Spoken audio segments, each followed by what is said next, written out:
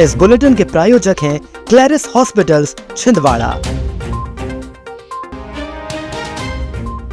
अखबार का संचालन सबसे कठिन और पवित्र यात्रा, तोमर भजन जैमिंग में जमकर थिरका छिंदवाड़ा। आदिवासी समाज ने उठाए सवाल, फर्जी जाति प्रमाण पत्रों की जांच की मांग। जैविक हाट के 25 सप्ताह पूर्व 50 जैविक किसान सम्मानित। अवैध शराब के अड्डों पर आबकारी की कार्रवाई, 12,000 किलो महुआ लाह नष्ट। जबलपुर एक्सप्रेस समूह की 35वीं वर्षगांठ पर आयोजित भजन जैमिंग कार्यक्रम में विधानसभा अध्यक्ष नरेंद्र सिंह तोमर ने कहा कि निष्पक्ष पत्रकारिता और अखबार का संचालन अत्यंत कठिन कार्य है।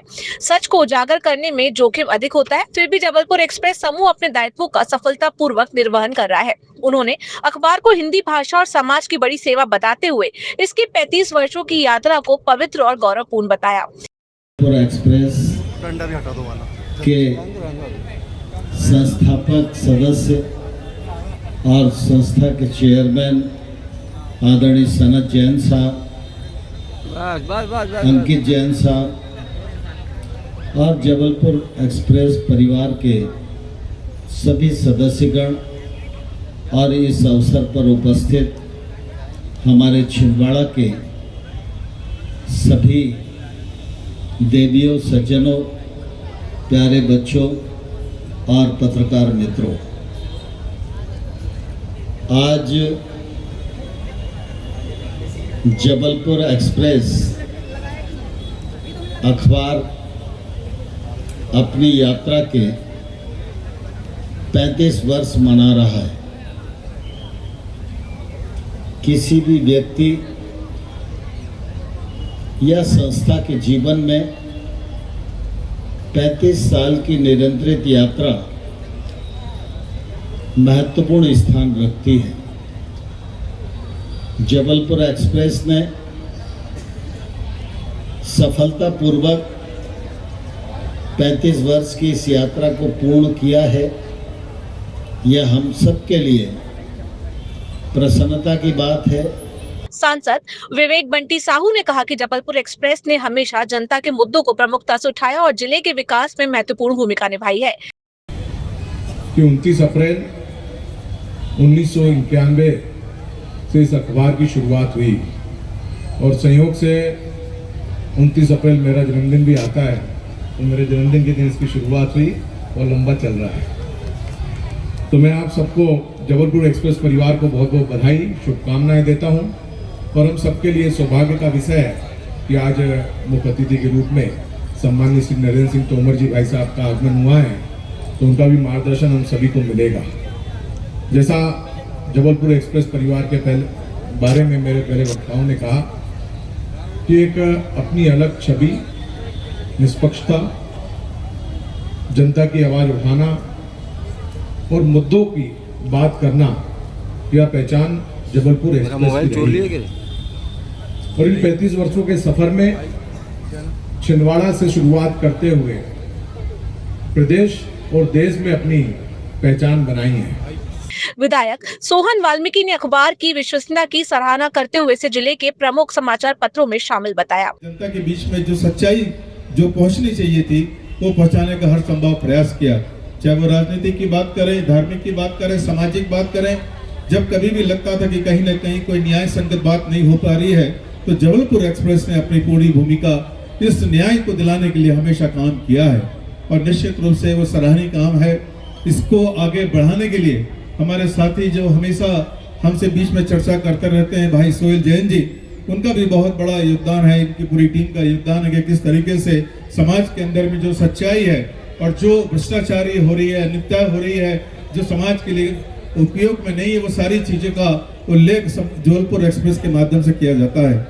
जबलपुर एक्सप्रेस के संस्थापक एवं प्रधान संपादक सनत जैन ने अखबार की स्थापना से लेकर 35 वर्षों की यात्रा और शुरुआती संघर्षों का उल्लेख करते हुए जनहितकारी पत्रकारिता को सफलता का आधार बताया। जबलपुर एक्सप्रेस छिंदवाड़ा में शुरू करना है और करने के लिए आए कि अब विस्तार करना जरूरी है कि यदि अखबार का खर्च निकालना है तो इसको विस्तार करना पड़ेगा।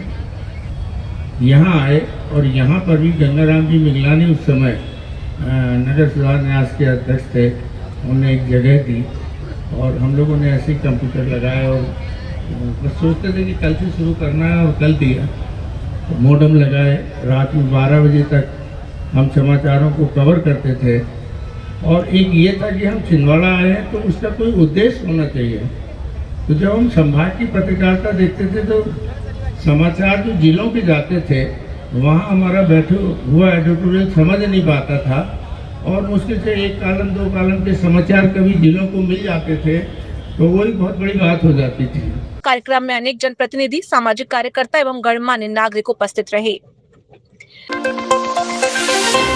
शनिवार की रात शहर में भक्ति, संगीत और उल्लास का अद्भुत संगम देखने को मिला, जब शहर के दशहरा मैदान पर भजन जैमिंग की स्वर लहरियों में पूरा छिंदवाड़ा शहर सरोबार उठा। महाराष्ट्र के भजन जैमिंग के ग्रुप के कुणाल मोटवानी और उनके साथियों ने रात 9 बजे गणेश वंदना के साथ भक्ति की ऐसी लहर छोड़ी जिससे पूरे शहरवासी देर रात तक गोते लगाते रहे। उन्होंने पारंपरिक भजनों को नए अंदाज में प्रस्तुत कर ऐसा जादू दर्शाया जिससे श्रोता भावे बोर उठे और उनके साथ भजन गाने लगे। ग्रुप के सदस्यों ने मेरा आपकी कृपा से, जय सिया राम सहित अन्य लोकप्रिय भजनों की शानदार प्रस्तुति दी, जिससे पूरा दशहरा मैदान भक्तिमय वातावरण में डूब गया। देर रात तक बड़ी संख्या में लोगों ने उपस्थित होकर इस भव्य आयोजन का आनंद उठाया।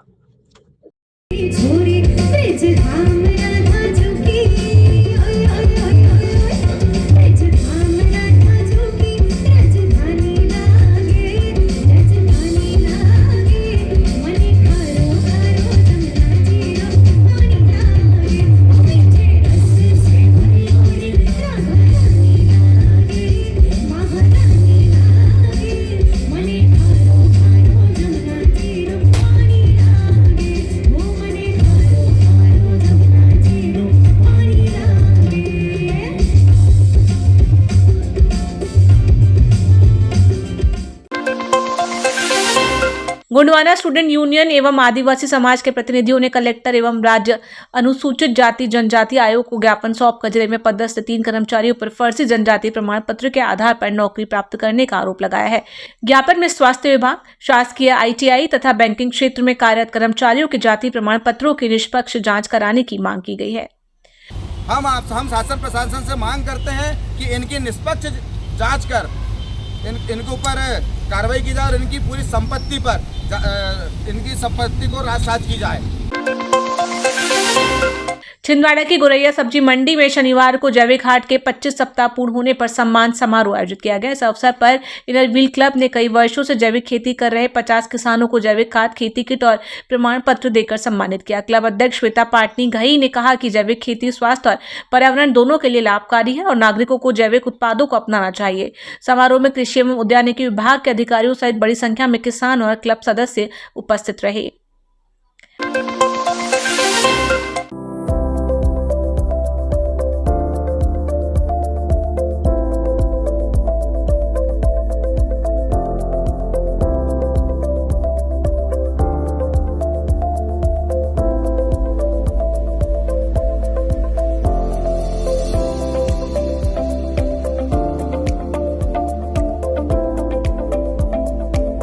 आबकारी विभाग ने शहर के आसपास ग्राम रंगीन खापा, लकड़ाई, जामहोड़ी और गंगई रोहाना में दबिश देकर अवैध शराब निर्माण के अड्डों पर कार्रवाई की। कार्रवाई के दौरान 4 चालू भट्टियां, करीब 12,000 किलो महुआ लाहन और 120 लीटर कच्ची शराब बरामद की गई।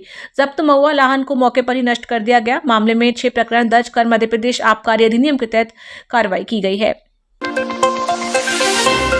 खनिज विभाग ने 29 मई की रात पेंच नदी रिछेड़ा क्षेत्र में अवैध रेत उत्खनन के खिलाफ कार्रवाई करते हुए 2 ट्रैक्टर जब्त किए। जब्त वाहनों को थाना जुन्नारदेव की अभिरक्षा में रखा गया है। विभाग ने बताया कि मामले में खनिज नियमों के तहत आगे की कार्रवाई के लिए प्रकरण कलेक्टर न्यायालय में प्रस्तुत किया जाएगा। नगर पालिका निगम के वार्ड क्रमांक 42 के पार्षद संदीप सिंह चौहान ने कहा कि क्षेत्र की जनता की सेवा और समस्याओं का समाधान उनकी प्राथमिकता है। उन्होंने बताया कि जनप्रतिनिधि के रूप में जनता के विश्वास पर खरा उतरने के लिए वे लगातार क्षेत्र के विकास और नागरिक सुविधाओं के लिए कार्य कर रहे हैं। उनका कहना है कि वार्ड 42 ही उनका परिवार है और वे हमेशा क्षेत्रवासियों की सेवा के लिए तत्पर रहेंगे। मेरे वार्ड क्रमांक 42 में बहुत अच्छा काम हो रहा है। नगर निगम में भी बहुत अच्छा काम हो रहा है। सफाई भी अच्छी होती है और सभी समस्याओं का निराकरण हम जल्दी से जल्दी करना चाहते हैं। लेकिन तत्काल यदि जरा सी भी कोई समस्या मेरे क्षेत्र की जनता को जाएगी तो मैं तत्काल प्रभाव से काम करूंगा और समस्या का तुरंत निराकरण करूंगा। इसलिए आज मैं नाले में की सफाई किया और जब कर्मचारी आए तो कर्मचारियों का सहयोग मैंने किया और कर्मचारियों के कारण मैं फिर नाले से बाहर आया।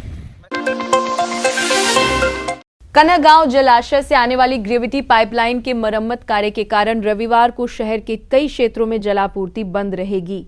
नगर निगम के अनुसार Gulabra Parasia road, Mohan Nagar, Rajnagar, civil lines, Guraiya road, Koladhana, Shantipura, Vivekanand colony, Subhash colony एवं चित्रकूट कॉम्प्लेक्स सहित अन्य क्षेत्रों में पानी की आपूर्ति प्रभावित रहेगी। निगम ने नागरिकों से आवश्यकता अनुसार पानी का भंडारण कर सहयोग करने की अपील की है। पुरुषोत्तम मास के पावन अवसर पर प्रयास सुमन क्लब द्वारा दोधुली वृद्ध आश्रम में भजन संध्या एवं पूजन कार्यक्रम का आयोजन किया गया। इस दौरान क्लब के सदस्यों ने वृद्धजनों के साथ समय बिताया और उन्हें संध्याकालीन भोजन प्रसादी का वितरण किया। क्लब अध्यक्ष श्वेता नायक ने बताया कि कार्यक्रम का उद्देश्य वृद्धजनों को सम्मान एवं आत्मीयता का अनुभव कराना था।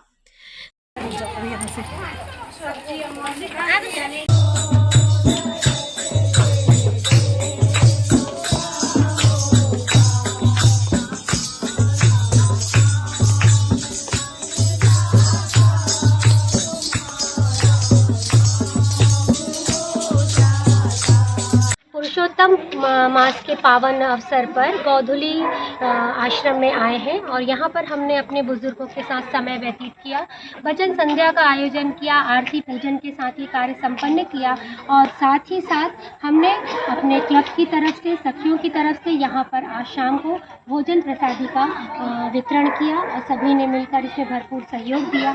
मैं आप सभी शहरवासियों से यही अपील करती हूँ कि इस आश्रम में हमारे वृद्धों के बीच में आप सभी भी आइए, समय व्यतीत करिए, क्योंकि हमारे वृद्धजन आप सभी के प्यार के रास्ता देख रहे हैं। वो